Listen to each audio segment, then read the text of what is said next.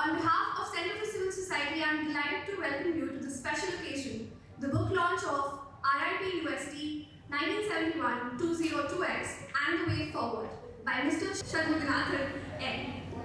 Founded in 1997, the Center for Civil Society is dedicated to advancing social change through public policy. CCS champions individual choice and institutional accountability by conducting evidence-based research in education, livelihoods, and governance. Let me tell you a little bit about the book.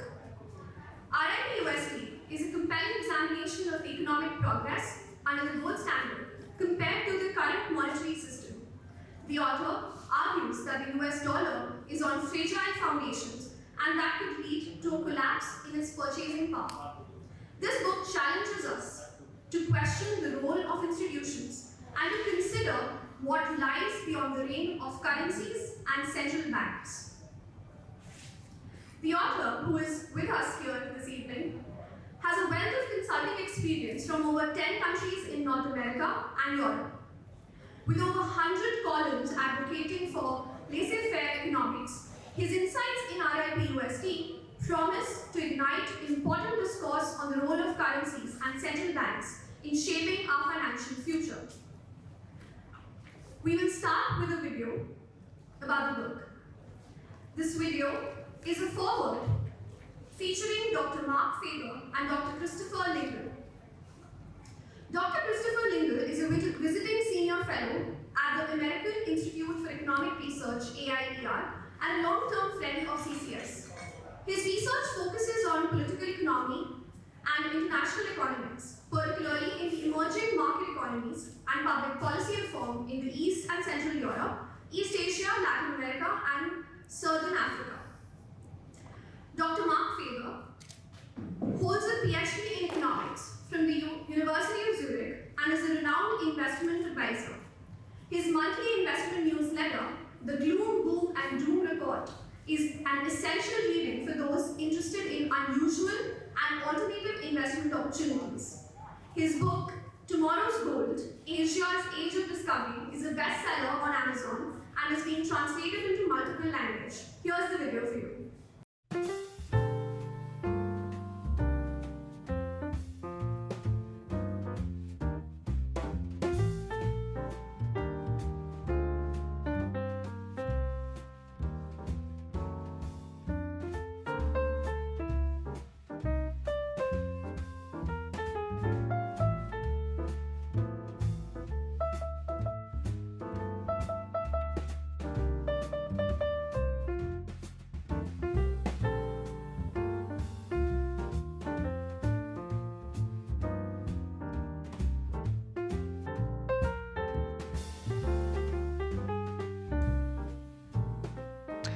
Yes, I'd like to make some supportive remarks about this outstanding effort by Shanmuganathan, exploring the viability of the U.S. dollar in the future against its competitors.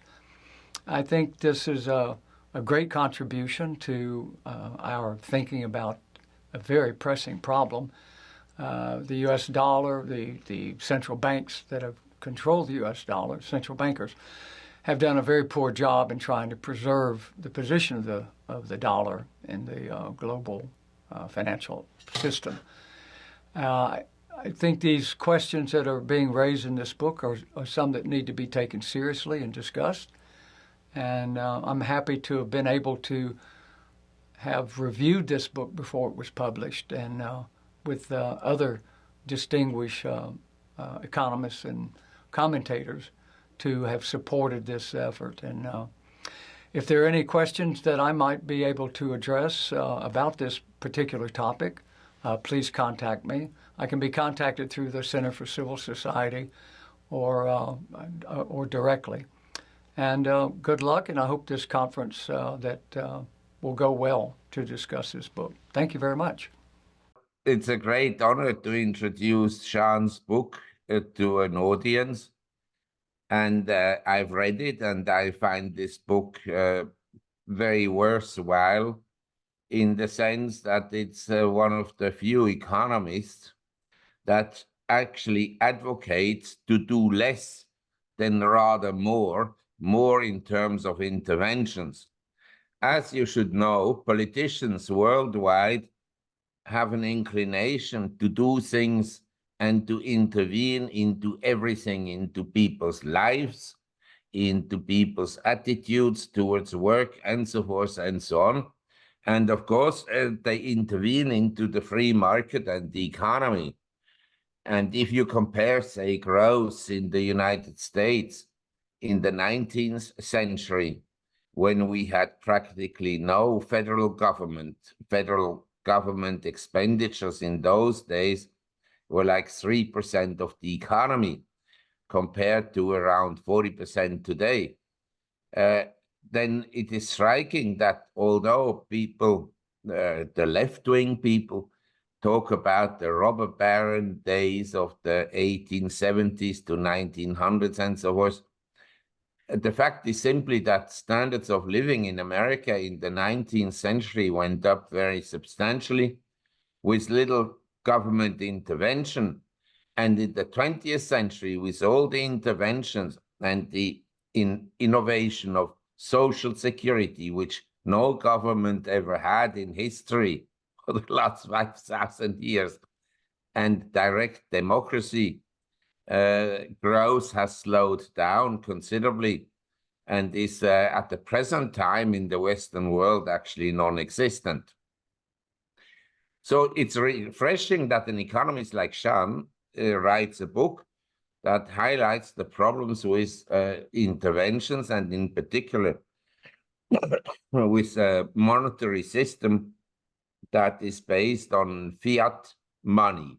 In other words, the money is not backed by anything, and the money can also be expanded at the will of the government. And it's clear that every government wants to grow and get influence and more importance. And so the deficit, that government spending continuously expands. And as the government grows, the private sector shrinks. In other words, the government displaces the private initiatives, and therefore, over time, growth slows down. We haven't seen this in India very much yet, but even the current government, which is, of course, much better than what we had before, is an interventionist government. We have to see this very clearly, and we have to oppose any interventions by the government, because it's never to the benefit of the private sector and always to the benefit of the government. Now, Shan, he concludes essentially his book by saying that we're heading into a major economic financial crisis. And that we can all agree. The current financial system in the world, which has grown disproportionately large compared to the real economy, is not sustainable, nor are the deficits that we have in the Western democracies sustainable. And to bring down these deficits, there are three possibilities: default on the debts, or higher taxes, or money printing.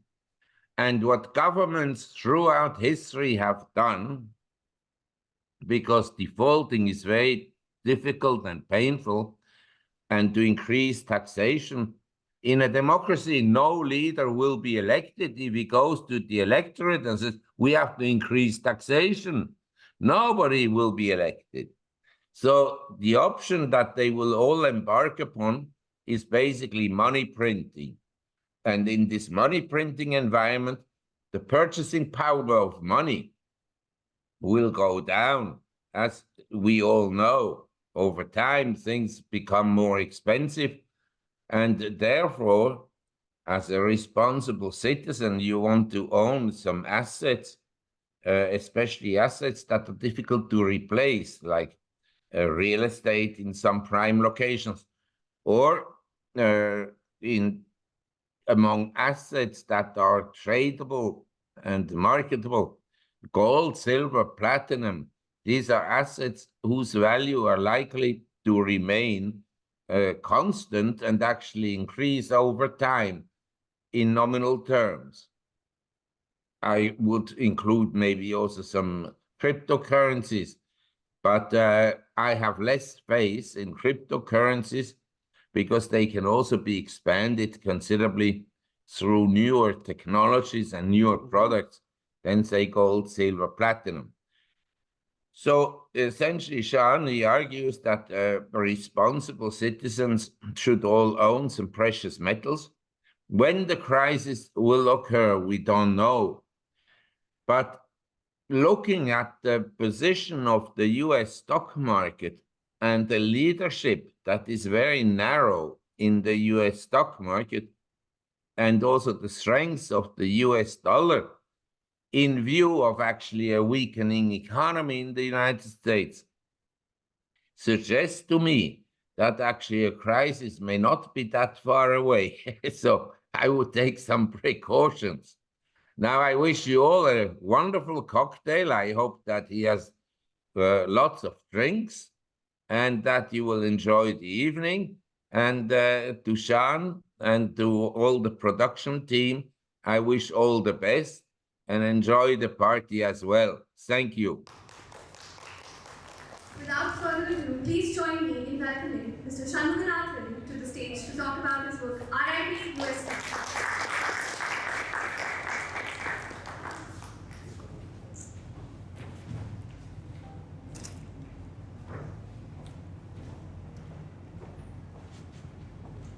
Thank you all. Thank you for coming on a Friday evening to come and listen to this rather unusual topic. When I came up with this title, and I approached a few of my friends and colleagues to ask if the title sounded okay, most are very skeptical. Said, look, we are going to scare a lot of people.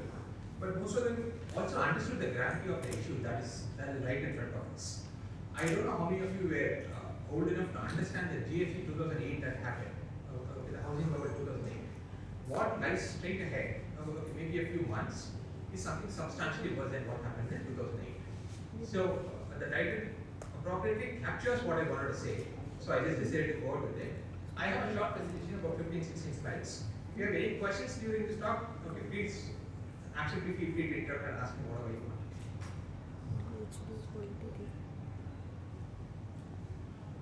Okay, so I'm going to start with some basics. I'm sure most of you are aware of it. Okay, there are, broadly speaking, 4 schools of thought in economics. Okay, and starting from the extreme left to the right. Okay, can somebody actually name what is the most extreme left school of thought in economics?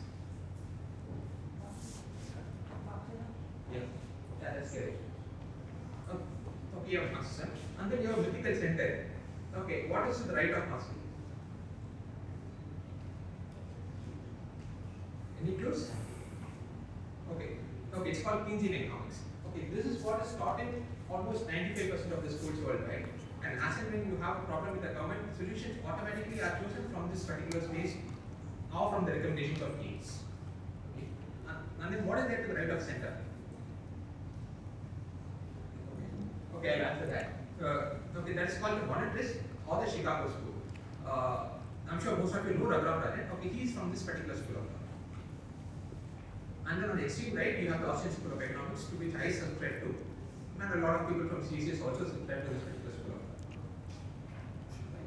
thought. There's a equivalent political philosophy for each of these economic schools of thought. Okay, let me just run through it.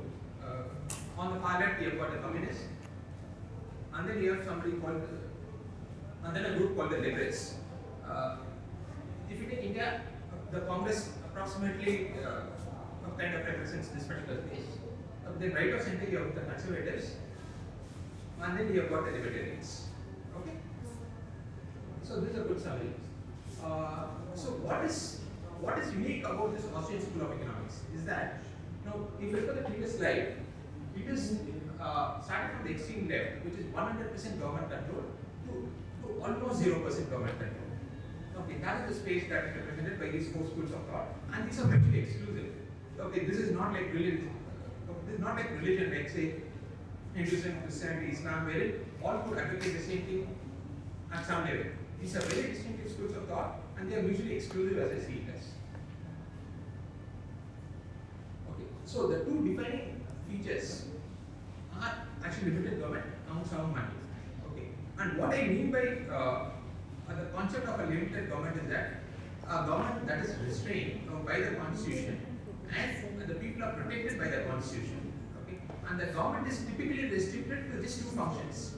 Okay, which is protection of private property, which will include the police and the army, and then enforcement of contract. Like in case you have a dispute with somebody else and you violated the contracts, okay, then you need at that point you need a court system to settle all these disputes. So these are the two principal objectives under the Austrian School of Economics. And if you look at the US Constitution, the federal government was tasked with only these two responsibilities to start with. And then sound money. Okay, sound money is of course it's a money that is backed by currency. Okay, typically gold and silver. Again, if you were to refer to the US Constitution, it explicitly refers to only gold and silver as money. Okay, so I'll go back in history. If you go back, say, a long time ago, say maybe about 8000 BC, okay, that is when we started with this barter system. Okay, and the barter system was a system of arrangement between individuals where we could directly exchange products. Say, for example, somebody with a gold could exchange it for 5 chickens. So, right. There are a lot of limitations of barter. Okay, one obvious thing is that you need a double coincidence of ones. Right? If you had a gold and if you wanted chickens, you have to find somebody who had chickens, okay, but will accept gold. Right? And a few other limitations as I have listed. I'm not going to get into the details. So to work around this, people came up with an intermediate asset, right? An asset in terms of which all other commodities, products and services were actually valued, and you could sell this in terms of that particular asset. So the first thing, and this is what we call as money actually, right? This system evolved, and by about 4500 BC, wheat was by far the most accepted commodity, and wheat actually functioned the purpose of money, right? So whatsoever you wanted sold or bought, you would do it in terms of wheat. Now, wheat being a very highly desired commodity, we have just shifted from a hunter-gatherer lifestyle to agriculture. Everybody needed wheat, right? So you could sell your goat and take wheat, knowing that you could buy whatever you want, and the person who is selling that product, he'll also accept wheat because it's a very highly desired product. Right? So what are these attributes that made wheat as money? Right? I've just listed all the things that we have used, and the first and foremost thing is that it should be desirable. Everybody should want it, right? And why is that? Because if you actually buy it and then if XYZ refuses to accept, you should be able to use it yourself, right? So the desirability of the product was a primary attribute, okay, to actually define that something can be defined as money, right? And from about 4500 BC till about 2500, it was largely rice, wheat and barley that actually performed this function. And then from that we moved on to iron and copper, and then on to silver, and then finally on to gold. Okay, by around 650 BC or thereabouts, from that particular point onwards, gold has largely been money throughout the world. So for about 2500 years, up till 1971, which is the which is part of title of the book, gold served the purpose of money. And why is that? Because it was highly desirable, okay, and it was also durable. You could take a piece of gold coin, put it at the bottom of the ocean floor. After 1000 years, it will still exactly be the same coin. Okay, it's extremely divisible. You can divide gold into 0.001 grams, split it, and then put it back together. It will have exactly the same value. As opposed to say, for example, diamond. If you just split it into two halves, it almost loses its entire value. Right? But a gold you can divide into as fine particles as you want, and then put it back and it retains its value. It then is very convenient. Houses, say for example, in most parts of the world can be bought with as little as 10 kgs of gold. Incidentally, this was true even 500 years back, and it's true even today. Right? Gold retains its purchasing power, that's what I mean. And then it's consistent. Each and every piece of gold is exactly the same as another piece of gold. Right? So these are the reasons for which gold and silver became money. Over a period of time, gold kind of edged out silver because it's more convenient. Okay, so that's all there is to it. Have you got any questions on this or? Sure. Some days it's $7,000, 6 months after $70,000. No, it is consistent each Bitcoin is the same as another Bitcoin. That's the meaning of consistency, right? Every piece of gold is the same as another piece of gold. Every Bitcoin is the same as another piece of Bitcoin. Okay, that's the meaning of consistency, right? Are there any crypto fans here? No, crypto fans. I mean, Dr. Faber recommended crypto. I think cryptos are going to zero, but that's a different topic altogether. Okay, so the world functioned on a gold standard, right? We had what is known as a classical gold standard, where technically you can have a central bank defining money. Okay, you had banks defining their money. Each bank would define its own dollar. Okay, and the dollar was defined in terms of gold, and that's the way the world actually functioned till about 1913, when the U.S. Federal Reserve was formed. Even after the Fed was formed, the dollar continued to be defined in terms of gold, and the U.S. stayed on a gold standard till 1971. August 15, 1971 was when the U.S. moved out of a gold standard, and I actually go through the reasons in the book as to why they were forced to move out of the gold standard, because of the excessive government interference during the 1950s and 60s. And then, after the US moved out of the gold standard, we have had an explosion in the amount of dollars that have been circulating around the world. So that's what I'm trying to say in this particular figure. If you look at the amount of debt that the US government had, it was very minimal till 1971. For the first 200 years of its existence, okay, they could pay only about 1 trillion. Today we pay 1 trillion almost every 100 days, right? And until 1971, if you look at it, 85% of the debt that had happened till 1971 happened during the 9 years of the world wars, 2 world wars. If you exclude that, it was just $40 odd billion in that 200 odd years the US government existed. Okay. Today we actually do it in a week's time or something like that. Right? That is how much the scope of government has expanded if you think about it. And after 1971, we have never had a single year in which the national debt has decreased in the US. It has been on an increasing trend, sometimes slower, sometimes faster, but it's always been a growing trend. Now, skyrocketing debt to GDP. Now, most analysts will tell you, no, you should not look at the absolute amount of national debt. You should look at it in the context of the GDP. Now, the US GDP is a lot of fluff. I mean, a lot of consumer spending, right? Despite that, the debt as a percentage of the GDP has been on a growing trend substantially.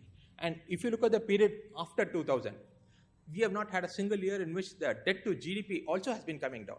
We have had periods where rates have gone up, say between 2000 and 2006. Even then the debt to GDP ratio has gone up. And today it's about 125. We have had a slight dip after 2020. And that's not because of the rate hikes. And that's because immediately after COVID, we had a huge jump in the debt, almost $5 trillion in a particular year. So we had a spike, and that is just getting normalized. Now, despite the rate hikes that have happened in the last 1 year, the debt is on an increasing trend. It's accelerating, actually, despite the rate hikes. So this is on a collision course, and we should easily pass this 150%, which is an abnormally dangerous sign. I think 100% is an extremely dangerous sign. Okay, 150 is a disaster. I don't even want to say what is 200. Okay?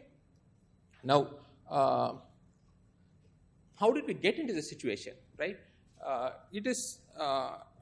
It's what I call as cycles of monetary inflation. Now, as long as we were on a gold standard, as long as the US was on a gold standard, you didn't have a government that could actually spend way beyond what it earned. The debt they could accumulate was actually very minimal, and it was self-liquidating debt most of the times. But starting around the 1960s, they came out with this concept that, and this was actually sold to John F. Kennedy, stating to smooth out the business cycles, we could just tolerate a little amount of debt, okay, so that those temporary dips that you found, okay, can be handled without even having those dips. So that's how this entire thing started. Started in the 1960s. So when these Keynesian economists came out with this concept that deficits don't matter, right? And then it was a small amount of debt compared to what we run today. Starting from that, we have been going on increasing cycles, and each subsequent cycle is substantially larger than the previous one, and the burst of that particular cycle happens at an even higher interest rate compared to the previous cycle, right? So I've just listed the last 3 cycles, right? The first one actually was the Nasdaq bubble. right? Starting the 90s, okay, Greenspan reduced the rates, and he reduced it to just 3%. I mean, 3% today would seem like an abnormally high rate, okay, but those days it was considered very, very low, right? Now, this 3% was actually enough to stimulate the NASDAQ bubble, right? And the bust that happened actually happened about 6 years of tightening by the Fed, okay? So that was the first bubble that we had. Now, after the NASDAQ bubble burst, okay, Greenspan reduced the rates to about 1%, and he kept it there for a few years, right? And that actually led to the GFC. And what happened after we had the GFC? We have had 15 years of ZIRP, I mean, an extraordinarily lax monetary policy. If you look at the balance sheet of the US Federal Reserve, it has gone up 10 times. Or if you look at the national debt, it has pretty much quadrupled in this particular period. So we have had a huge stimulus, massive stimulus, unprecedented.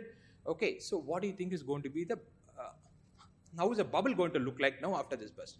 If few years, just 2 to 3 years of low single-digit rates could lead to a 2008 GFC, what is this 15 years of ZIRP going to lead us to? We have a massive crisis on our hands. Okay. So I've just said all of the stimulus that has happened in this period. Look, this is something the world has never seen. Okay, housing bubble. Very few people recognize this. Very few people talk about it. I still remember the discussions that used to happen on CNBC in 2006-07. A few people used to come and talk about housing bubbles. Today, nothing. Nobody talks about housing bubble, although the bubble today is substantially bigger than the one that caused the 2008 crisis. Housing prices are up. It's almost double. And if you look at other parameters that I outline in the book, say like in terms of affordability, okay, income, or actually the housing inventory, it is substantially higher, substantially worse than 2008. But still, I can't hear a single person coming on TV and talking about the housing bubble today. It's a massive bubble we have in the US. Okay, now, how did we have this bubble, right? It is this, as and when central bank actually creates all of this money, or all of these currency units more appropriately, right? This could flow into different asset classes at different points in time, right? So when it flows into stocks, bonds, and real estate, people are happy, stock market's happy, even the government officials are happy. It's only when it flows into the space of commodity do you see a direct impact in what we measure as consumer price inflation, and that is when the people start feeling the hurt, right? Now, if you look at the US, successive governments have actually claimed credit for the stock market high when it is purely a function of the monetary inflation that has been done by the Federal Reserve. If you actually price any of the stock indices, say for example the Dow or the S&P, in terms of ounces of gold, it goes up and down in a circle, and at the bottom it pretty much comes down to 1 ounce of gold at the end of the cycle. Right?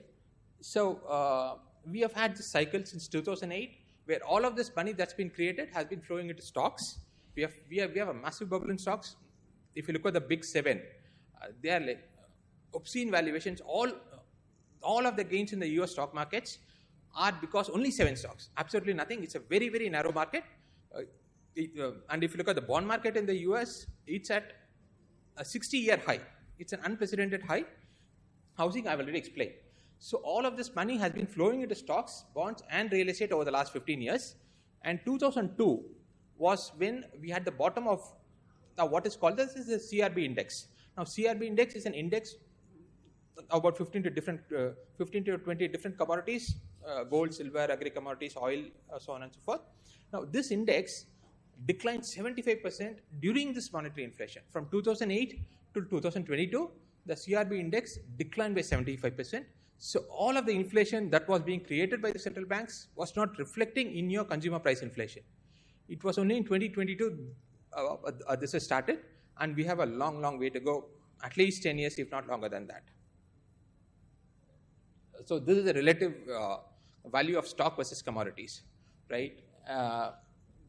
If you look at the 1970s, which was the bottom of the commodities, or 2000, that was also the bottom of commodities. At that point, it was just 1. This particular ratio was 1. In 2022, this was less than 0.5, and it has stayed there for a very long period of time.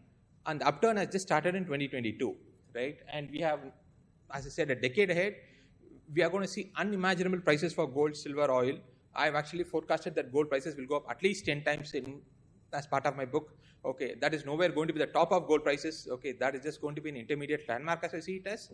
And it's going to be true for all commodities. And we are going to have what is called as stagflation. Stagflation is a combination of a recession and inflation happening at the same time. The last period in which we had it was in the 1970s in the US, at which point they had to put the Fed had to put the interest rate at 22% to cool it, right? There's no way they can afford it today given the amount of debt.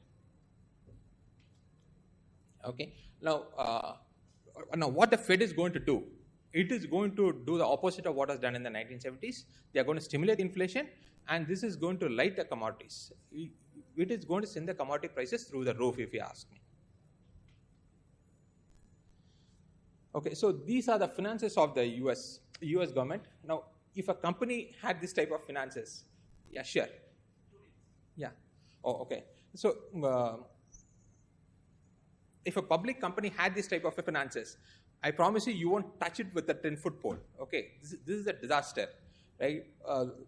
The total income, like in terms of revenues, is actually less than 5 trillion, and its expenses is close to 7 trillion, right? And this is at a time the actual interest rate on the national debt was slightly less than 3%, right? Although the Fed fund rate, okay, that itself is 5%. Okay, because of the very long maturity of the debt carried by the US government, it was 3%. It has started increasing, and by next year it's going to be 4%. And it's going to keep going higher and higher, right? Now, even at 0%, the US government cannot afford to pay. This is a classical Ponzi scheme wherein it has to borrow money to pay the interest. So how is it going to play out in the next few years? Okay, we are going to have a bursting of the bubble. Okay, most probably in the second half of this year. It will probably be a housing bubble burst. Okay, but it could as well be a tech burst. I don't know which is going to happen first, but all three will happen soon. And this is going to be followed by quantitative easing. Okay, that is what the Fed did after 2008. Most people think that quantitative easing solved the problem of the 2008 crisis. No, we have just replaced one bubble with a much, much, much bigger bubble. We have not solved any of the crisis. What is solving a crisis is after you are able to exit out of these emergency measures. If you are able to exit successfully out of it, okay, then you can see you have solved a crisis. The Fed has not exited from any of the programs that has actually conducted, and it continues to have a very stimulative monetary policy. So all it has done is to replace a 2008 housing bubble with an all assets bubble at this particular point in time, and they are again going to repeat the QE as you see it as, and the national debt is going to explode, and you are going to have consumer prices well into double digits, and the first digit is not going to be 1. And this is pretty much going to be a worldwide phenomenon, if you ask me. Okay. And if you look at the 1970s, okay, that period was accompanied by a lot of military confrontations. Okay, all of your Gulf Wars started.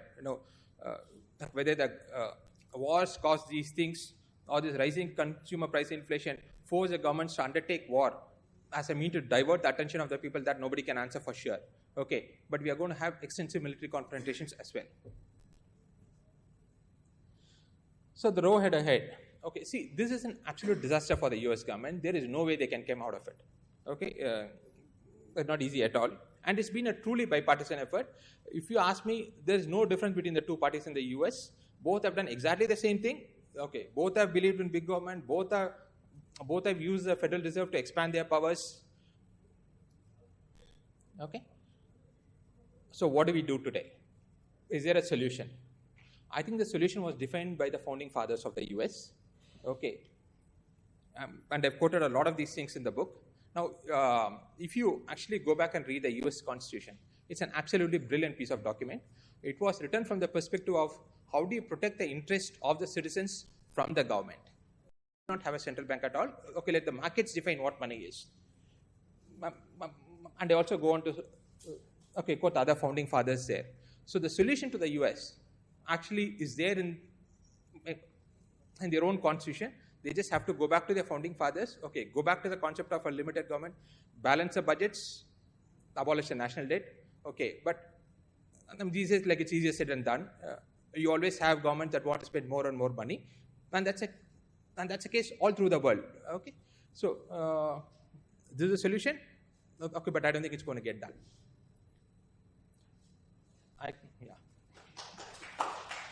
We now have a panel discussion which will be moderated by Mr. Kumar Anand. He's a senior fellow at the Center for Civil Society. Kumar, I request you to please join us on the stage along with our panelists. Perhaps we can also do a quick show of the book so that everybody can look at the book in its physical,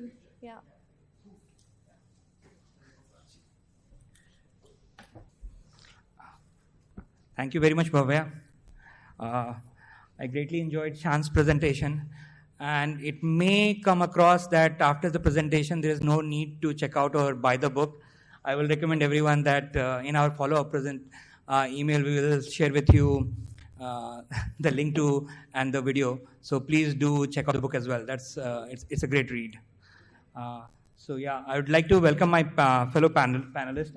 I think thanks Bhavya for introducing Shan already. So my duty is ready, thoda sa. So Professor R K Amit, to my left, is a professor at Department of Management Studies at IIT Madras. His research focuses on operations management, sustainability, and revenue management. He runs the decision engineering and pricing deep lab at IIT Madras and is also the editor of International Journal of Revenue Management. So welcome, Professor Amit. Dr. Parth J Shah is the founder-president of Center for Civil Society and co-founder and dean at Indian School of Public Policy. Dr. Shah's research and advocacy work focuses on the themes of economic freedom, choice, and competition in education, property rights approach for the environment, and good governance. And if I recall correctly, then Parth's PhD dissertation had something to do on the lines of the topic and the theme of the book. So with that, the style that we will follow for the panel is that each of the panelists will get about 5 to 7 minutes to make their introductory remarks about the book and the theme of the book. They hopefully probably have gone through bits and parts of the book. If they have not read it cover to cover, then we can talk a little bit about that. And then we will have a freewheeling conversation for another 15-20 minutes. And then we will open the floor for audience Q&A. So that's the general flow. With that, I'll see. So Parth or Professor Amit, any of you? Okay, sure, Professor Amit. Yeah.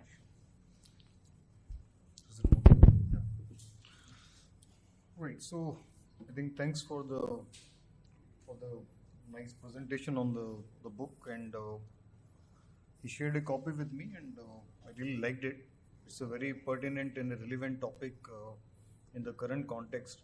So Kumar introduced me as more into operations management, but let me just add that I teach economics at IIT Madras also, but that's more to the management students. So we have an MBA program, and we have a course on macro and micro, and I teach both the courses. And my rendezvous with macro is not very old. I'm trained as an engineer, but then really highly impressed with the things which happens in economics. So I'll give my flavor as an engineer, right? So let me just talk about, in fact, George Mankiw has a very interesting paper, Macroeconomist as a Scientist as an Engineer. So if you really want to see how engineering comes into macro. So I'll just give my flavor of it. So thing is, I go back to, because I think the beginning there was a discussion about the Austrian economics. I'll go back to the initial debates between Hayek and Oskar Lange and Abba Lerner, where they talked about comparing both the extremes, like what the beginning of the presentation, which is a better system, which is a better both the economic and the political system. And I think you may be aware of von Hayek's paper on the use of knowledge in society, that was 1945, which talks about how price communicates the information in the society. And the parallel example is a market, a classical market, and that is true for a monetary system also, because who determines these, what is the exchange rate assumed, right? And who determines what is the right price for a dollar. So all these things should be driven by the market, and I think this is something which actually lies, if you really read those debates, you will realize there is a lot of things which goes into the gold standard. So let me take it further.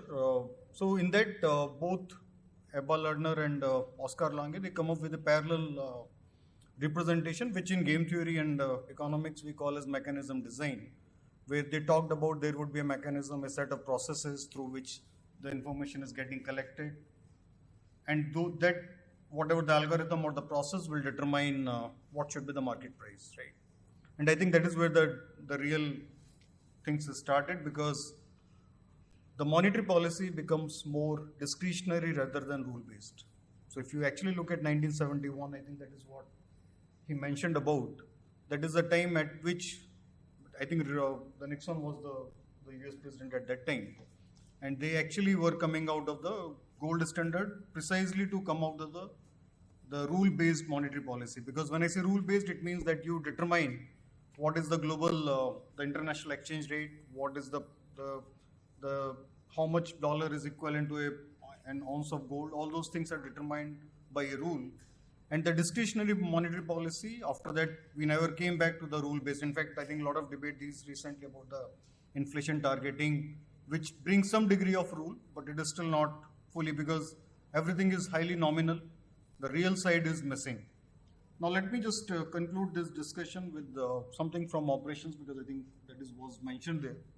So in operations management, we have a very basic premise, which in fact is defined like a rule again, which says that V cap, value equal to the capabilities into assets plus processes. V is equal to C plus A into P. Okay. Capability in this case, in the monetary system, I can define it in the form of faster, cheaper, better, and diverse. When I say faster, it means that the currency should have sufficient flow, the velocity. When I say cheaper, it should be cheap to transact. I'm not talking about the crypto part here altogether. When I say assets, it's more like the gold standard. When I say processes, it is more discretionary. You just define the processes and it is not backed by any asset, right? So in operations management, we say that you can still create a value if you have either the assets or the process. But in a monetary system, that seems to be not working, because we are looking, as Shyam said, that we are in an era where everything is not getting really controlled. The monetary policy is becoming, you can say, highly discretionary. It is not backed by anything. And the answer will actually be much more critical, because I repeat again, one of the great monetarists was Milton Friedman, and he used to say inflation is always and everywhere a monetary phenomena. But the other side is inflation and always a fiscal phenomena rather than a monetary phenomena. So I think the collapse is something which can happen, because it's really out of bounds now. We are just going to see, as at the end he mentioned about that, you are actually borrowing more to pay your debts. So it's just going out of bounds now. And I think I repeat what he mentioned about the governance part. You want to decouple the governments from the people. I just end my part in quoting Ronald Reagan, where he mentioned that the most dangerous word in the US economy is when someone comes and says that I am from the government and I am there to help you. So with this, I stop. Thank you. Thank you, Professor Amit. Parth? Sure. Remarks? So first of all, thank you for having me here. And congratulations for writing this book. Actually, a lot of people have been asking on Facebook and other social media since it was advertised that we are launching the book here and I'm going to be part of the panel. So they assumed I must have read the book, which I did. Which was not this book, obviously. It was the printed copy that we had given. I think this just came out. So I think it looks also very nice. So that's a great production. And people have been asking, what do I think of the book, right? And of course, I'll tell you what I think of the book. But what's important, I think, for us to understand, there are very few people in India who have any understanding of Austrian economics, right? And of course, the understanding of the history, say monetary history of the world, from that particular point of view, right? I think it's important to bring some of those ideas in the Indian sort of public debate, hopefully also in the academic debate, if that does happen at some point in time, right? And I think that's really is a great contribution that you have made, is to show some light, bring this new set of ideas and approaches to the very different audience who has not been exposed to it, unfortunately. Actually, as CCS, we have been trying to sort of influence the curricula at colleges for a long time, but we have never been very successful in achieving that goal. I think in terms of the book, the way I saw it is largely looking at sort of history. The three parts to the book in a way, or at least one way conceptually think of that way. So there's a history of it, the history of Great Depression, right, and various booms and busts that has happened. So it's interesting history, I think, as I said, important interpretation of history from a particular point of view, which is also quite new to many people probably in the audience, right? Second part is theory, and a third part is sort of future, right, which are the predictions about, which is the title of the book. The third part I'm not so convinced about because I think there are lots of ifs and buts and we have seen those, how they play out. I think first two parts are really very, very important, right? And I think that I see as a very significant and most important contribution that the book makes, right? So theory, history part, you heard quite a bit of that in the presentation that Shanmuganathan did. Theory also is underlying it. So there's a whole theory of origin of money. So starting with Karl Menger, right? The idea of how money came about, right? So that's the important theory to understand, and that applies not just to money, but many phenomena like language, law, right? Morals, as Hayek had argued very convincingly. So I think that idea of spontaneous order, right? Through which money evolved, which is of course focus of the book, but also through which laws evolve, through which language evolves, through which many of the important, I would say, instruments of civilization have evolved, right? So that theory of spontaneous order is a very important part of the theory. To understanding of that theory, at least in the context of money, is what I think book highlights. Second part is obviously the theory of interest rate that you sort of captured to some extent, and of course theory of sort of booms and busts, business cycle. And economists have been very famous for their theory of booms and busts for business cycle theory. Right? Of course, it's been challenged also quite widely, including the fellow traveler Milton Friedman himself. Right? So he was not very convinced by the Austrian theory of business cycle. He had his own, which is the monetarist theory of business cycle. I think it's interesting to see both of those theories, how they play out, and what is the balance of sort of logic that applies in a given context, right? Each episode of boom and bust is unique, right? And therefore, you have to sort of interpret some of these theories along with the data that you have at hand to see which theory explains this particular boom and bust cycle, right? I think in terms of theory, I would say there are two things which probably would have been good to bring in, and maybe that can be done also in other ways, is a theory of free banking. Actually, Kumar referred to my dissertation that I wrote as my PhD program, which was on Hong Kong's monetary system. Right? So when I was in grad school, the free banking was a hot topic. Everybody was working on it within the Austrian school. That how can you have money without the government at all, right? So money which is completely governed by market forces, by supply and demand, just like any other commodity. So money is no different from water, bottle of water or apple, right? And that was the idea behind the theory of free banking. There's also history of free banking, and many countries have had free banking systems in place. Canada is a very famous example, so is Scotland, right? I think India also had for some period of time. I think history is not really very clearly written on that front. So I think the free banking, so my dissertation was on Hong Kong's banking system, and Hong Kong has a unique system even today, right? Where the Hong Kong dollar is tied to US dollar, right? At a fixed exchange rate. When I did the research, it was 7.8 Hong Kong dollar versus $1 US. Right? And there are private banks in Hong Kong which issue Hong Kong currency. So if you go to Hong Kong, you pick any currency note, you find one this set of notes are printed by HSBC, right? The Hong Kong and Shanghai Banking Corporation. So HSBC prints Hong Kong dollars, and so does Standard Chartered, the Standard and Chartered Bank, right? Both are Hong Kong-based banks, and both of them print currency of their own. Right? And that was really interesting question that we were asking in my graduate program. How does that system work? Right? Why aren't the banks just printing more and more money? Right?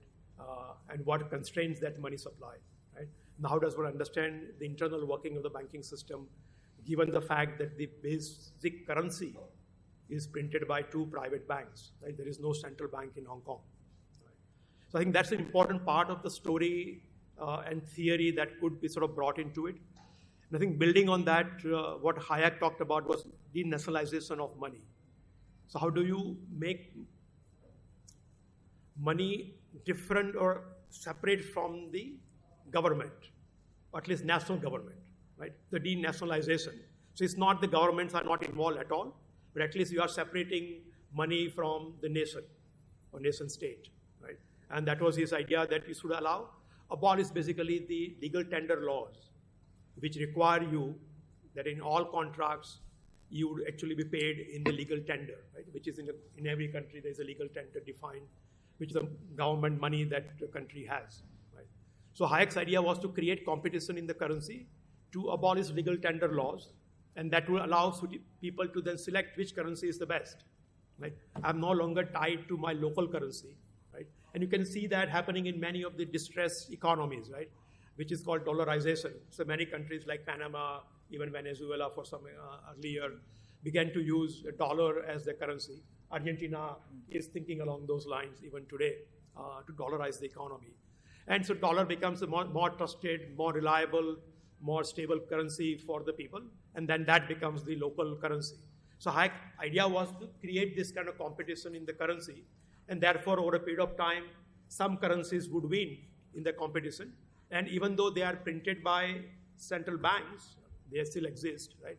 You would have much better system of money, right? And therefore, hopefully, less of booms and busts, right? And that's Hayek's idea was that money is what controls booms and busts.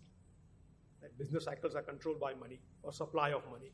If you find a better way to regulate the supply of money, you also will be able to regulate the business cycle that results. Right? And I think that was largely the idea. Both of those theories of free banking and denationalization of money are quite important. Let me stop there. I know there are questions are going to be here, so we'll continue to discuss and debate some of these ideas. Thank you, Parth. The slide which, probably the first slide which Shan showed about various school of thought made me think that within Austrian school, if I had to classify that within Austrian school, if the two school of thought there are, one would be those adhering to probably the theme in the book about gold, gold-backed money, and the other would be the free banking, denationalization of money, that kind of world. So probably the first question that I would like to bring in, and which relates to the theme of the book, when Shan has put in the title itself, 202X. So I was also used to write sort of newsletters. So I know, and if you are in the investment world, then what investors are always looking for you, your clients in general, and I'm sure Shan has faced this, is that you have to time the market right. So what they are not looking for 5 or 10 year prediction, they are always looking for, tell me about this quarter. If not tomorrow or next week, the best that you can do is probably tell them about a quarter or maybe half year. But they are not looking for a year, 2 year, 3 year, kind of projections. So my first question to you, Shan, would be, so when we take that kind of world where that kind of demand does exist, and in that world, I think as Austrian economists, we have not been very, very successful in kind of making our voice or our claim kind of being very, very reliable. So how do you kind of see that, and what makes you very confident? I know you talked about it a little bit, but still, what makes you so confident? I think when somewhere in the book you also said probably it could be this calendar year. In which case, for everyone who has come in here today, probably it will be worth it to just go and buy gold, So within the end of the year, our portfolio will be much, much, much better. And I'm sure as a diversification, we should be doing that anyways. So Shanmugan, if your thoughts on that. So, if there's if there's a single prediction that I can make that I can be almost 100% confident about, is that you can go and buy gold today. Right? It's like extraordinarily cheap. It's cheaper than what it was in 1971 if you adjust for the monetary inflation. And I get into the details in the particular book. Now, the question is on timing the market. It's a very, very hard thing to do, and you know that. If I were to draw an example with the 2008 bubble, right? People had been talking about the 2008 housing bubble right from 2005 onwards. I remember there are like Peter Schiff, Dr. Marc Faber, Doug Casey. Everybody spoke about it. 2005, we have a huge housing bubble, right? Okay, but then 2005 comes and goes, 6 comes and goes, 7 comes and goes, nothing happens, right? In fact, the peak of the housing prices in the US happens in the first quarter of 2007. Even then, nothing happens. Okay, then 2007 late subprime bubble burst. Even then, the housing bubble doesn't burst. It actually goes on to the third quarter of 2008. So it's about 3.5 year period when it was very obvious that it's a bubble. That was a time period it actually took to burst, and it took 18 months after the peak of housing prices, okay, for the bubble to burst. Now, if you compare it to the current cycle, the peak of the housing prices happened in the fourth quarter of 2022, right? So we have been through the 18-month period, and there are a few other parameters that I actually used to compare. I think it should happen by the end of this year. Okay, in the worst case, early part of next year. I don't think they can push it beyond that. This bubble is substantially bigger than the previous one, right? If you look at the unaccounted for losses, okay, that the banks are sitting on today, okay, that is even before the bubble has burst. It is 10 times the losses that they had in 2008. It's big, huge, right? And if you look at the mortgage-backed securities, these have steeply declined in value because of the rise in interest rates. I don't know how many of you understand this, okay, but if you look at bond valuations, okay, these are inversely related to interest rates, right? So now the Fed fund rates has actually gone up from 0 to 5%. So even if you don't have a decline in housing prices, the mortgage-backed securities that's being held by the banks, these have had a tremendous decline in value as compared to 2008. 2008 housing prices declined, so some of the assets fell in value, okay, but the mortgage-backed securities held by the banks, these gained in value because the Fed was able to cut rates to 0. Today, it's opposite scenario. Even if housing prices don't decline, you are going to have a crisis in the banking system, and housing prices will decline anyway. So you will have it towards the end of this year. That's my guess. But it's still my guess. Yeah. By the way, both Parth and Professor Amit, please feel free to chime in whenever you feel like. If you have a thought, please. No, I think the point that you made, Kumar, about Austrian economics and investment predictions, yeah. Right? There always has been a tension in some sense. I think you highlighted quite well that those who are in the investment side of the sort of business, they have to make predictions and find a way to make predictions. And I'm sure, as you pointed out, some of them have been successful. Right? I think Austrian theory does sort of argue against it, or at least cautions that those kind of predictions may not be really accurate based on theories that you have. Right? So Hayek actually has a very interesting paper on this between point prediction and a pattern prediction, right? So you can predict a pattern of things that are going to evolve through your theory, but you cannot predict exactly at what point in time what would happen, right? So I think which is what you're pointing out, that given the housing bubble in 2005-06, you could probably see the pattern. This is how the economy is going to evolve over a period of time. You don't know when it's going to burst or will continue to bubble will continue to grow. That's really hard to predict in that sense. And I think that's really where the challenge lies, right? So you know the direction in which the economy is headed, but you don't really know when the economy is going to plunge. Yeah, true. That's absolutely true. So yeah, please, Professor Amit, you also feel free to chime in. I'll have one claim, because we are sitting in New Delhi and in India, So, and majority of the book generally talks about US dollar. When you're talking about founding fathers, and especially for people who will watch this on YouTube later, they should not confuse it. The founding fathers that we are referring to is the American Constitution founding fathers, not India's Indians. So, 2008 crisis, which Shan refers in the book, I remember that was the time when I first came to Center for Civil Society, and one fine evening in the third quarter, like you mentioned, walking in, and then the front cover pages of the newspaper were filled with Lehman Brothers had collapsed, and the entire thing, domino started there. And a bit later, 2009, I was at Foundation for Economic Education for Advanced Austrian Seminar, and I remember speaking to Larry White at the time, and the conversation that we had was, look, this big crisis has happened, and the entire world economy, global economy is reeling from the, issues and problems. While commentators in India were saying that India's RBI and Indian monetary policy and fiscal policy managers have done a tremendous job of controlling the effect of that spillover effect of that crisis. And obviously, that I was naive at the time probably, but of course his one point answer was that people who live in caves generally don't get affected, So from that point of view, because Indian economy, probably the point he was trying to make was not extremely integrated with the world economy, especially the world of global finance. So from that, if you had to comment, and this please, it's open to all three of you, if you had to comment to what extent, if this crisis is coming, and Parth, if you think, even if it is a pattern crisis, not a point, and probably we can say that safely, there is a pattern, in which case, to what extent do you think Indian economy itself is going to be affected? Will it be larger, bigger? Are we more integrated into the global economy now? And should probably our policymakers should be taking more precautions around it? It's a difficult. You're putting me in a spot. No, anyone. I'm saying. Okay. Yeah, Professor Amit. That's why you take painting money. No. Okay, so firstly, was the response to the 2008 crisis as was done by the Indian government correct? No, absolutely no. I kind of completely disagree with what the government did back then. They actually embarked on a very loose monetary policy back then, but that was not the correct approach at all. Okay, so that's the first response to the question. It kind of temporarily masked some of the issues. Okay, but we also have a housing bubble in India that still continues to this day.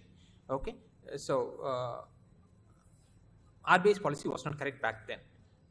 The second part, are we going to be affected by the coming crisis? I think in a huge way. Right, the 2008 crisis, lasted for just maybe 1 or 2 years, and the dollar actually strengthened in that particular period, and the US economy also largely got back on track. Okay, but this time it is not going to be a temporary crisis, it is going to be a permanent crisis, and the crisis is going to be in the dollar. 2008 was not a dollar crisis, there was a US economic crisis. Okay, companies were temporarily impacted. This time around it's going to be a dollar crisis. I think we have a huge crisis on our particular hands. If you look at the biggest driver of the Indian consumption story, it's actually basically software pharma exports, right? And all this is predominantly to the US. So if the US dollar gets impacted, India is going to find it very difficult to manage. And if you look at the largest imports of India, oil and gold, these two are going to skyrocket in prices. So we are going to have a situation where our exports are going to dramatically decline. The value of our imports is going to go up. So the trade deficits, the trade deficits as well as the budget deficits are going to balloon in India. It's not going to be easy for us. Yeah. Thanks. Professor Amit. So, I think that's a very important question because the thing is, as a country, we want to grow in the global supply chains, right? If you have look at the news in past 2-3 years, post-COVID, there was so much emphasis on becoming a global manufacturing hub compared to China. In fact, just put the numbers in this context, China actually contributes about 30% of the global manufacturing, and we contribute 3%. And I think there is a lot of emphasis from the government, if you look at the recent PLI schemes and some of these things, that we want to be a manufacturing hub. And I think one of the risks which comes in this is actually the risk of the currency. And if we really want to be globally competitive, I think we should be very well aware of it, because as soon as some of these things happen, like if we actually go to the fall of dollar, what would actually impact is maybe as Shan mentioned about the competitiveness in the global market, and that certainly will actually hamper some of these things. So I think we should be very, very clear about it, because if that happens, it actually hits the real bottom line of any company. And once that actually happens, you may be just out of the global business. So 2008, I'm not very sure how to comment on that side, but the current crisis, if it actually happens, would really impact Indian in a very, very serious manner. I think 2008, a lot of people give credit to Indira Gandhi, remember? Because of nationalization of banking. So India was not affected because we had nationalized banking system, and therefore they were not suffering from the same greedy sort of capitalism that the American banks suffered, right? I think, but that also raises an important issue in terms of what kind of reforms we would want to see, right? One, obviously, what the history has been, what the prediction is in terms of what's likely to happen. But at the same time, I think as economists, as a sort of think tank, we want to think about what kind of reforms would address the problem moving forward, right? One obvious answer, obviously, is to reform the monetary system.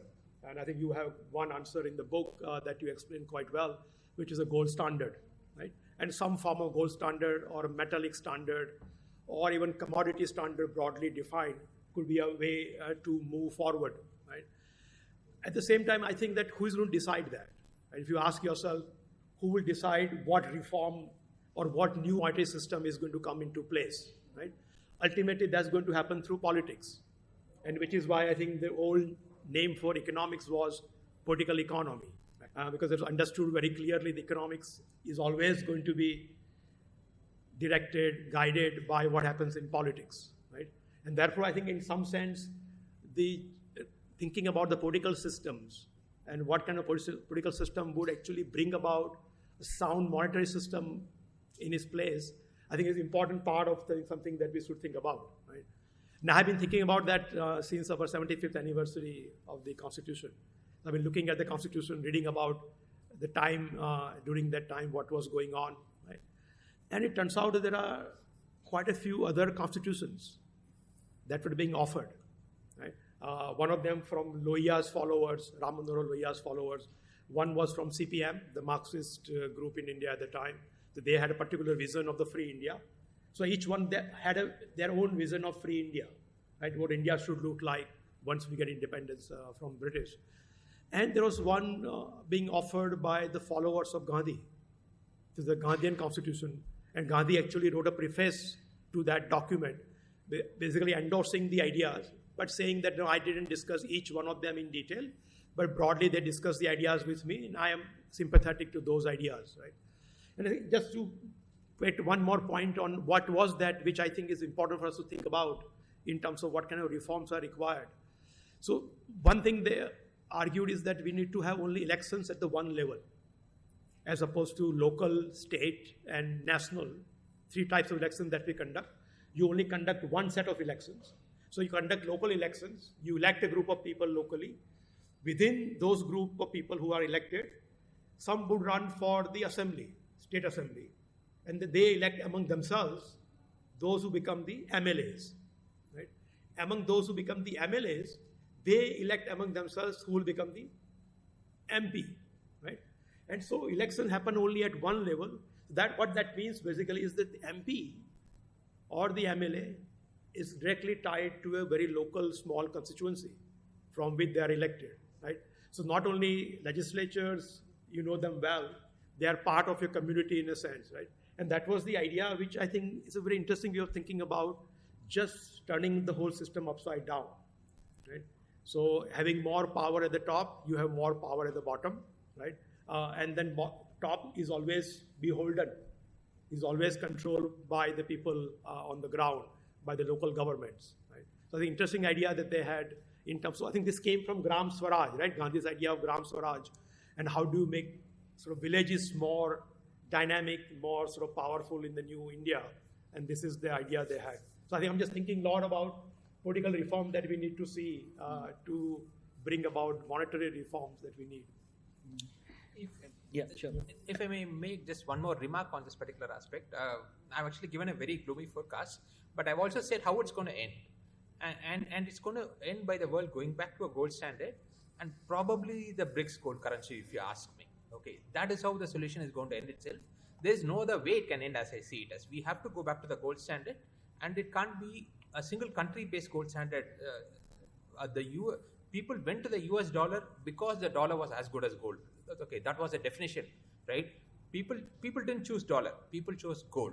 The dollar was as good as gold, and having placed their faith on the US government, and after the US government has taken everybody for a ride, they are not going to place a trust in a different government, right? So we are going to go back to a gold-backed currency that is issued by a group of countries, and that is possibly going to be the BRICS-backed currency. And I think the BRICS gold currency, or if you see the consortium of BRICS, they have been expanding the countries, especially to add on to the OPEC countries, and they've been doing it for this particular reason. I think they'll first start trading oil in terms of the BRICS currency rather than the dollar. I think that is going to be the start, and we will eventually go back to a BRICS gold currency, wherein each national currency has a tie with the BRICS gold currency. Thanks. I think it's quite amazing that on the topic of RIP USD, we talked about Gandhi and Gram Swaraj, and all those came up. So that's quite interesting. I think we have limited time right now. So what we'll do is, we started a bit late, and I'm glad that for all the people who have braved Delhi's one monsoon swamped, Delhi's waterlogged roads. So thank you for being here. So what we'll do is probably also open up and get questions and queries from the audience. So if there are any queries, questions on the presentation, so please. And I think we have a mic which can go around. Yeah. Mic. Oh.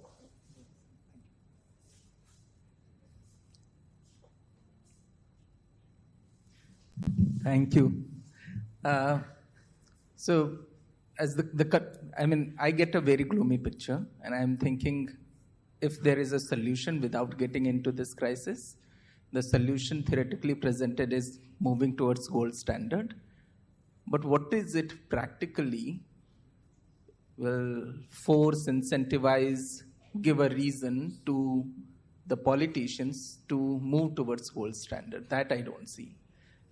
In fact, if you are thinking about that crisis, the burst to happen, possibly the day someone announces that we are going to move towards gold standard, that will be the point to begin the burst.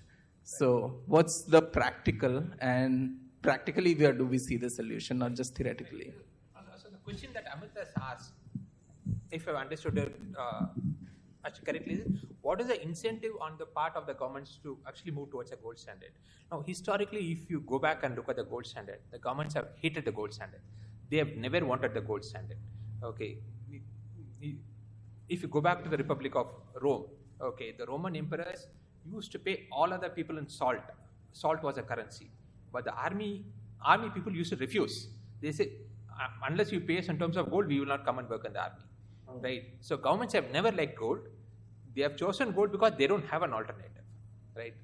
So is going to be the case today. Nobody is going to go to gold. Is actually going to go to gold voluntarily. Right? There's a beautiful essay, Gold and Economic Freedom. That was written by Greenspan. I've actually added it as an appendix in my book.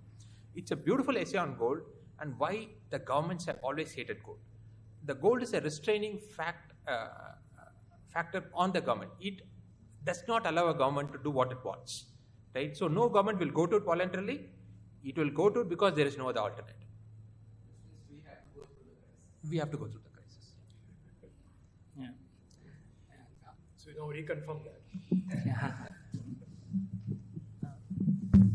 Hi, I'm Avinash, and my question is, you just spoke in that during the housing bubble in 2008, that was American economic crisis, not dollar crisis. Okay. So could you please explain this a little bit, how American economic crisis is different from the dollar crisis? One particular slide, let me go back to that. The slide can change from there. You did tell me which slide. And also, recently there had been instances when this came in the news that China and India also is buying tons of gold Right. So is this somehow related with the same, like they have got some kind of idea that, there is some kind of crisis coming up and we should be prepared for that? Sure.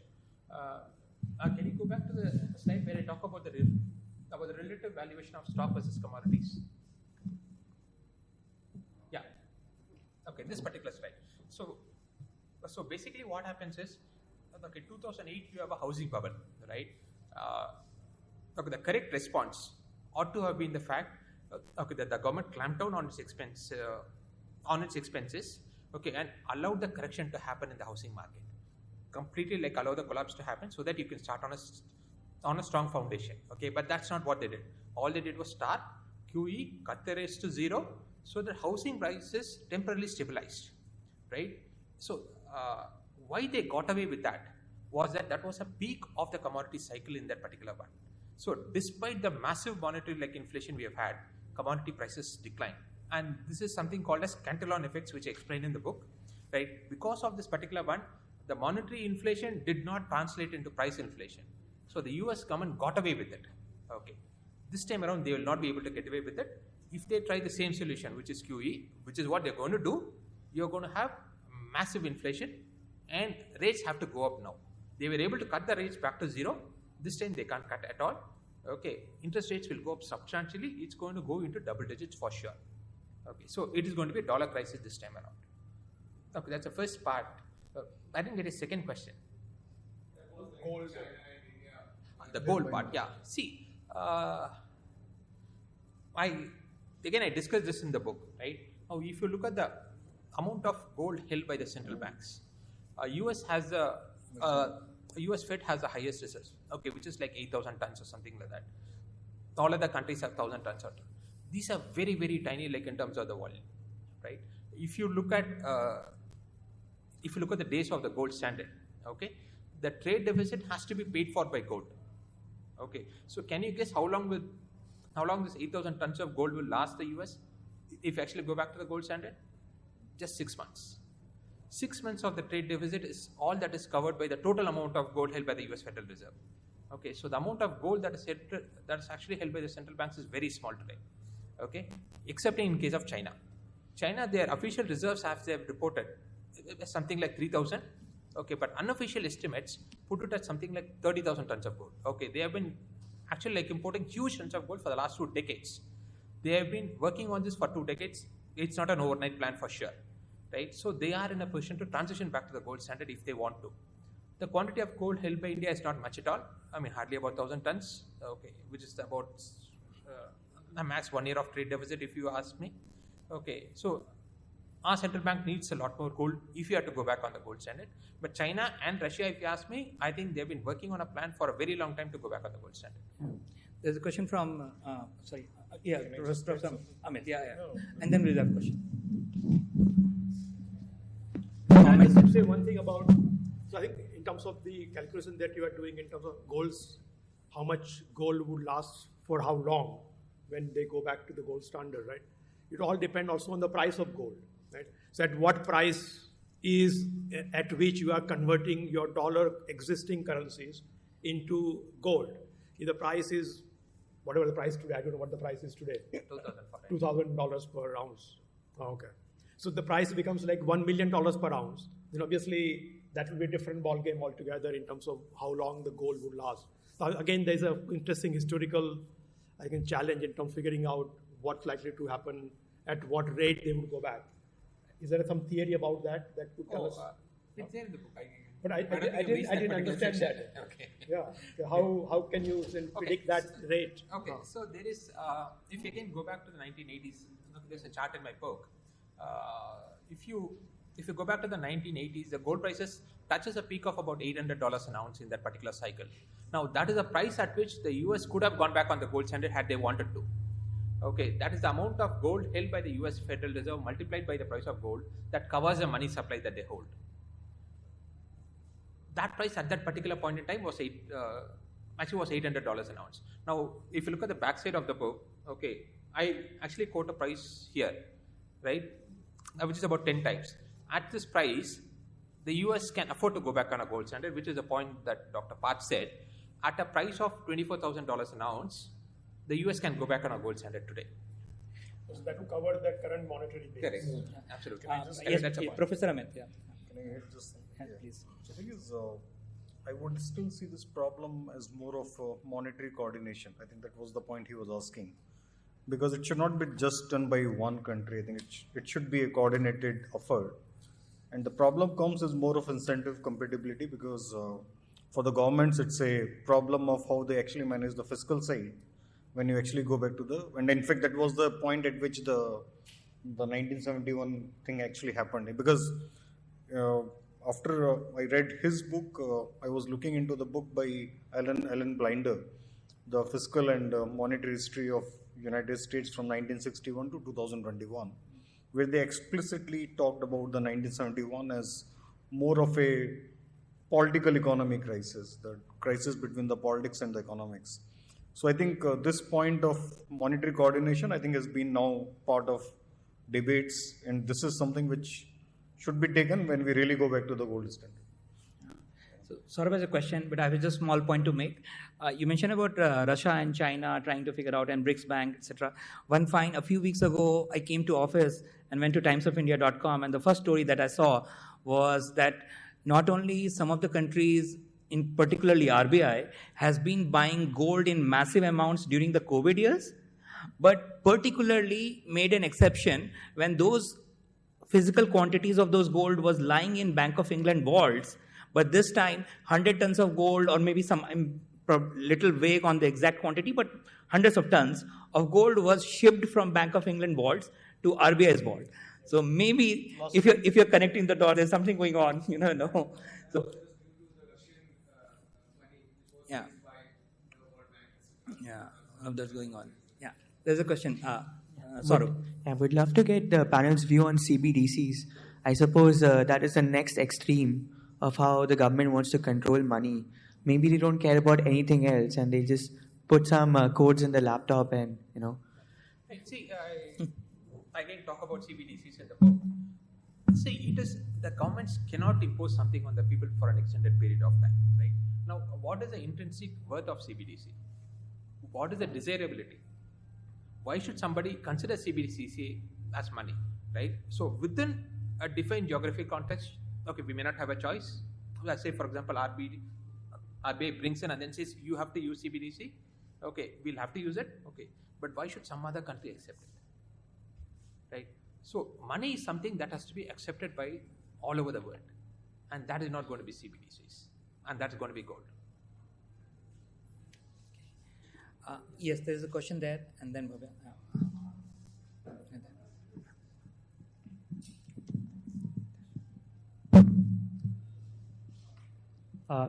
Thanks, panel. I had a few things. One point to add and a question to ask.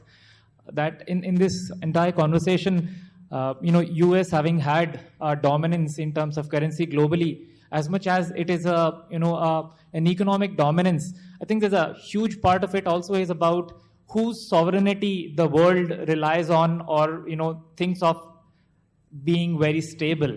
And in that sense also, and it goes back all the way to maybe even looking at, how much military power and how much nukes they have, and all of those things also come into the picture, making the entire landscape very complex. But this is like one element to it, which makes things look more broadly than, just what the macroeconomics is saying. Another point I wanted to ask, which is something that I'm confused by, that, for example, there is this statistics that, people of India hold some 21,000 tons of gold, which is apparently higher than any entity in the world, including World Bank's own reserve. So what implications does this fact have on the immediate future that we're going to have, in which perhaps, a part of it you already spoke about, that what it may look like, but another thing is that perhaps countries will hold a share of few currencies. One currency may not dominate the way US had. Maybe the percentage of it in the forex will reduce, and there'll be like a bouquet of currencies. But while that happens, what will it mean that people of a certain country hold this much amount of the traditional legacy, currency, which is gold? Right. So if you look at gold, the unique property of gold is that it is the only financial asset that is simultaneously not the liability of some other party, right? Say, for example, if you are holding a US dollar, it is up to the US government to give it an equivalent value to you, right? And if you hold a stock of a corporation, it is a liability of the corporation to give you the dividends, etc., etc. Same is true for bonds. Gold is the only financial asset that you can hold. That is not the liability of some other person. It is an asset in itself. And that is why it's called as a reserve asset. And we always need a reserve asset. And that is, if you look at the history for the last 2,500 years, excepting for the last 50 years, gold has always been the reserve asset. And we will go back to gold. Absolutely no questions about it. And that is why, say, for example, if you take the OPEC countries and they want to sell oil is a very precious commodity. What will they accept in return? Some pieces of paper that a government prints up. There's no way they're going to accept it. They accepted dollar because it was as good as gold. And in 1971, for the very reasons that you pointed out, okay, the world did not have an option. If you look at the strength of the top 5 countries in the world in 1971, and I actually explained this in the book, the US was by far the largest economy. Okay, they had a military power that was bigger than all other countries combined. Nobody could question the US economy back then. Today, it's not the case at all. Today, if you actually ask, if you start on a clean slate today, China probably deserves to be the reserve currency. Okay, but nobody is going to stop placing their faith on the dollar and start putting it on the yuan. Okay, that is not going to happen. So the transition from the US dollar has to happen to gold. Okay, that's the first point. The second point that you said about Indians holding gold, it's a huge point in our favor if we do it the right way. Okay, there's a law called Grisham's law. I don't know if you have heard about it. Okay, which is that bad money drives out the good money out of circulation. Okay, so again, if you go back to Rome, okay, they started with 100% silver coins. Okay, then they slowly started reducing the amount of silver in the coins. 100 became 90, 90 became 80, 70, till it became 0. What used to happen is that the purer coins used to go out of circulation, right? And you had the debased coins that were circulating very widely. The bad money will always drive off the good money, okay, that the people will hold. So it all depends on what the Indian government does. If we go back to a gold standard, this 25,000 tons that he said, okay, will come back into the system. Okay, but if we have a bad currency, it is going to stay out of the system, and that is just Grisham's law. Bhavya, you have a question. We are over time. We'll take one more question, and I think Parth has one more. Parth has a hard stop at 6 years straight over. Yeah. So thank you, Parth. Bye. Thank you very much. Yes.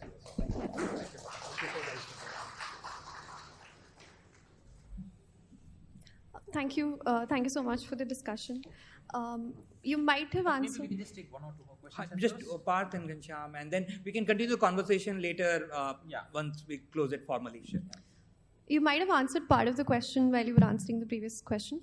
I was just wondering what would be the impact on the countries that are relying on the US dollar quite a bit, particularly in the case of when we talk about the special drawing rights with the currency basket that the International Monetary Fund holds, where US dollar constitutes for more than 40%, and during the COVID-19, there were countries who decided to draw from that basket, where US dollar plays a huge role. So how do you see that aspect changing for the countries that are relying on either the currency basket or US dollar as a significant option?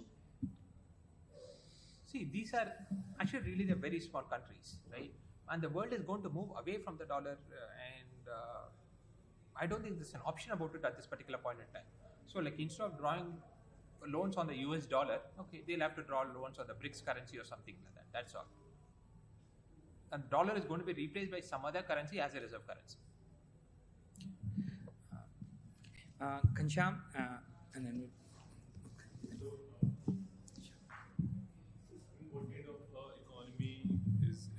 what kind of economy is going to be when most people are just investing in gold or buying gold, because that's like a dead investment. So unless people are using that as collaterals to invest further, and it creates its own money, but that's like a dead investment, right?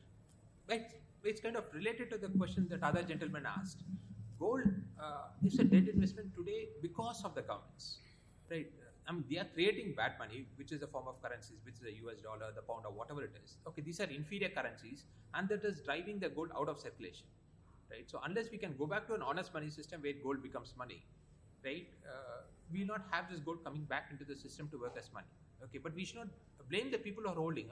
They are protecting their futures, right? They know that all of the currencies that you're holding today is going to be worthless a few years down the line. And how do they protect themselves, right? And they can do so by holding hard assets, which is land in one form, or gold, or some other form of assets. So they are doing things to protect their own interests, and I think it's right. We'll continue the conversation formally after this. Now I would like to invite Amit for a vote of thanks. Amit, please. Thank you.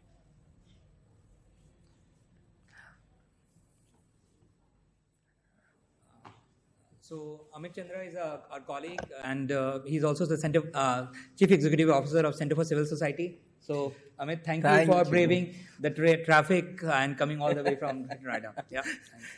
Thank you so much, Kumar. It is lovely evening, I guess, and a very interesting conversation. I think after a very, very long time, we have had such an interesting, thought-stimulating discussion. Thank you for all of you for joining us. I must congratulate the author, Shan, and I do think it's not just a great piece of work, but it's a very courageous piece of work also, because very less people talk about an issue like this with the kind of conviction that you have. And thank you to R K Amit also for joining us in this discussion and contributing to the discussion. Thank you to Kumar, who actually spearheaded when Shan connected with us with this idea of launching the book in Delhi. Kumar took the initiative and thought it will be a great discussion to hold. Also, the team at CCS, who has been working in the background, many people you would be visible or invisible, who have contributed to making this thing work today. So thank you all. Have a lovely rest of the day. I think there are some, Shan, yes, let's start. No, I just wanted small token of appreciation to both from Shan and from CCS. Yeah. Yeah. So it's a small token of appreciation for people coming all the way and spending their time and energy and sharing their wisdom with us. There is something from the author and something from the CCS. And this is for you from our. Thank you. And thank you.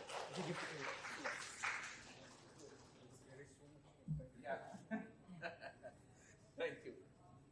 Bhavya, you? No?